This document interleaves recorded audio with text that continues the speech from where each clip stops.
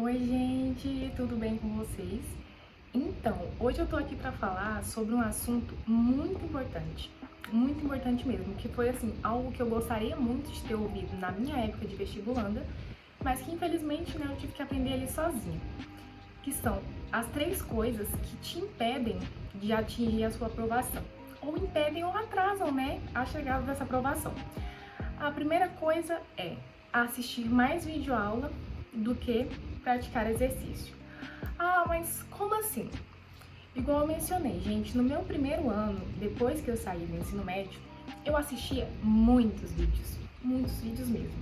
Então, lá no cronograma do cursinho do Jubilu que eu assinei em maio, eu simplesmente ficava assistindo muitos vídeos. Tinha os exercícios depois desses vídeos, mas eu não tinha mais paciência, eu tava muito cansada para sequer resolver aqueles exercícios. Mas na minha cabeça ali, né, eu tava avançando no conteúdo, né, tava aprendendo ali só assistindo o vídeo, e isso ia dar super certo no Enem, né, eu ia lembrar só com base naquele vídeo que eu assisti. Os exercícios de fixação ficavam por lado. Ah, Rafa, mas e aí, eu faço um cursinho presencial e eu não acho que as aulas desse cursinho presencial sejam tão proveitosas pra mim. Então, igual eu mencionei também, o cursinho que eu tive condição de pagar não era mais ou menos nesse padrão aí que você tá me dizendo. E eu abandonei esse cursinho. Ah, mas eu entendo que tem gente que não consegue render em casa, porque é realmente muito desafiador, muito mesmo, né? Então, o que eu tava fazendo? Eu ia pra biblioteca desse cursinho, que era gratuita a entrada, né? Do Sesc, vocês devem conhecer, e eu estudava na biblioteca. Então, todos os dias pela manhã eu acordava, meu pai me deixava na biblioteca e me buscava, me deixava ali 7 e pouco, 8 horas, ia pro serviço depois, e na volta do serviço ele me buscava na biblioteca. Então eu passava a manhã ali naquela biblioteca, né? E já dificultava ali a minha procrastinação, porque se eu estivesse em casa, eu posso dormir mais um pouco, eu tenho a cama aqui do lado, eu posso ficar aqui, daqui a pouco eu começo. Não, então eu ia pra biblioteca, então eu já tinha ali um compromisso estabelecido, né? Que era de ir pra biblioteca e estudar. Chegando na biblioteca, eu ia ficar sem fazer nada? Muito provavelmente não, né? Alguns dias sim, mas assim, no geral não. Eu tava ali pra estudar, então vamos fazer o que precisa ser feito. Então, esse ponto de assistir mais videoaula do que focar no exercício mesmo, na prática, é um erro muito grave. Muito grave, porque você só assistir ali a aula, você não vai fixar aquele conteúdo. Não vai. Você precisa ali de um exercício para saber como que aquilo pode ser cobrado, né? Como que você consegue resolver aquilo ali, né? Se cair aquele conteúdo. Isso é, de fato, muito importante, gente. Muito importante mesmo. E assim, em relação a esse meu primeiro ano, depois do ensino médio, tinha aulas que eu não precisava assistir, né? Tem coisas que ali eu tinha uma certa lucidez do meu ensino médio e o ideal mesmo era que eu focasse no exercício. A partir do exercício eu vi, eu preciso revisar isso, isso e isso. Ou então, tudo bem, esse conteúdo ok, vamos pular pro próximo. Esse é um erro que você não pode cometer. Então, se você, vestibulando, tá assistindo mais vídeos do que resolvendo exercício, repense a sua estratégia, porque isso tem uma grande chance de dar errado, né? Mas a gente tá chegando na reta final e você ainda consegue reverter isso. O segundo erro que eu cometi foi não focar nas áreas que eram capazes de alavancar a minha nota. Mas quais áreas são capazes de alavancar a nota? Bom, a gente tem redação, que é um ponto ali crucial, e a gente tem matemática. Rafa, mas o curso que eu quero, ele não é de exatas. Medicina não é exatas. E, no entanto, matemática tem um peso muito grande. Mas como que eu digo capaz de alavancar a nota? Vamos lá. Suponhamos, gente, você fez 35 acertos em linguagens. A sua nota ali, ela deve estar em 600 e alguma coisa, 680, 690, uns 700 ali, jogando alto, né? Se você acertar 35 questões em matemática, sua nota é mais de 800 pontos. Consegue compreender isso? Né? Tudo baseado no TRI, né? Teoria da resposta ao item. Os estudantes brasileiros, no geral, têm uma dificuldade muito grande em matemática. Isso faz com que aquelas questões, como muita gente erra, elas tenham um valor maior. Então, você acertando a mesma quantidade de questões linguagens e a mesma quantidade de matemática, a sua nota de matemática vai ser muito maior, vai ser muito superior à sua nota de linguagens. Por isso que alavanca a nota. Então, assim, você não vai precisar ter um acerto quase fechou na prova, por exemplo, para ter uma nota excelente naquela competência, sabe? Naquela área do conhecimento. Então, isso, você tem que focar em áreas que sejam capazes de alavancar a sua nota.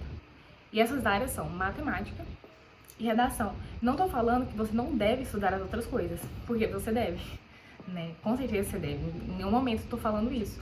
Mas você tem que dar uma prioridade ali naquilo que importa, né? Então, se você tem dificuldade de matemática básica, foque na matemática básica. Boa parte da prova do Enem é matemática básica, né?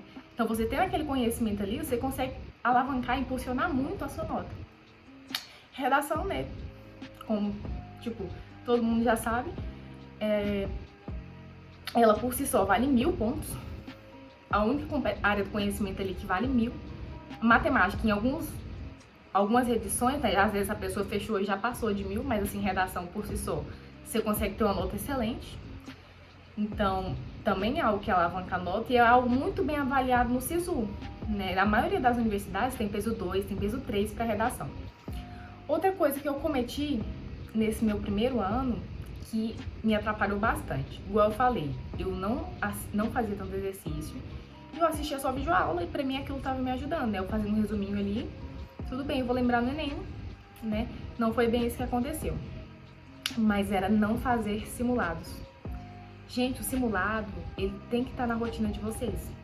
O simulado, ele é tão importante, e eu não digo isso somente para viés de Enem, não, né? Às vezes você tá numa cidade, tem um curso de medicina na sua cidade, tem um curso que você quer na sua cidade, você tem que se familiarizar com a prova, gente. Você tem que imprimir aquela prova ali, não tenho condição de imprimir. Baixe no computador, baixe no tablet, no celular, e simula realmente como se você estivesse fazendo aquela prova no dia. Então, você não vai ter consulta. A internet, né, é importante também. E nesse momento de simulado, tem que ficar muito claro que o seu inimigo, o seu adversário é você mesmo.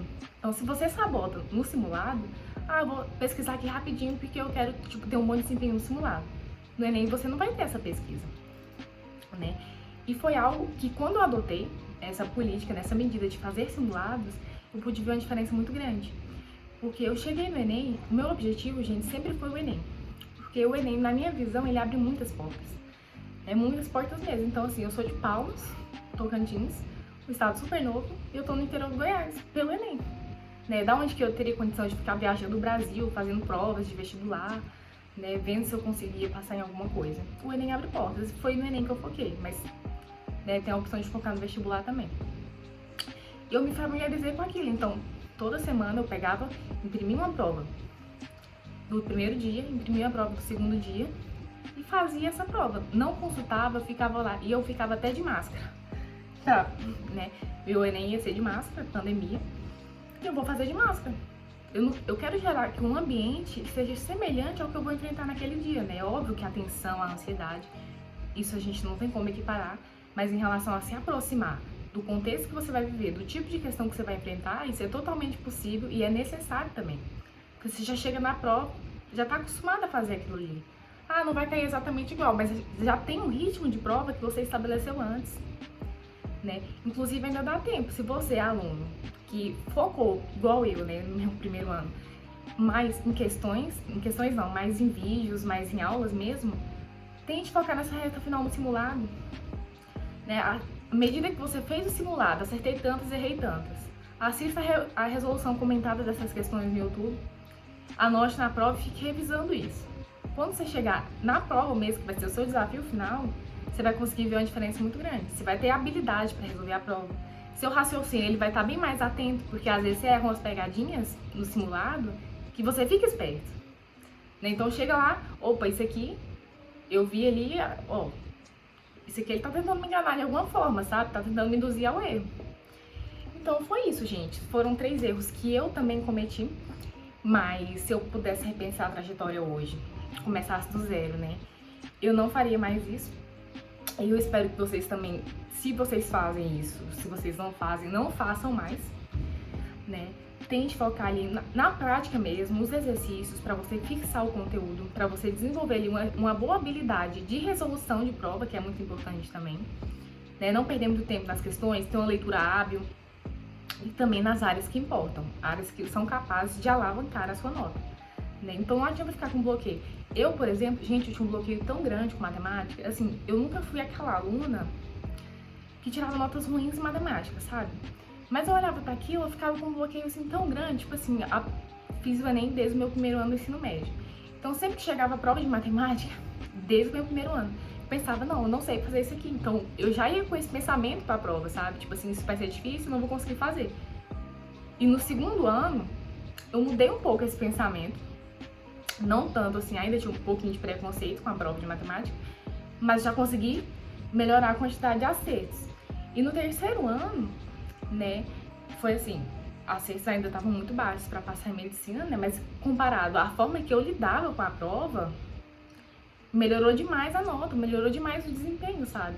Então, em relação aos outros colegas da classe também, que também não tinham tanta afinidade com matemática, a nota ali estava relativamente superior, com muita margem para melhorar ainda, né? Tinha muitas lacunas no conhecimento mesmo, às vezes uma matemática básica ali que precisava ser aprimorada, mas a forma que você enfrenta a prova diz muito sobre o desempenho que você vai ter nela também. Então, se você já chega lá na prova, eu odeio matemática, não gosto de matemática, não consigo, acho difícil, não consigo, não sei, gente, isso vai influenciar no seu resultado.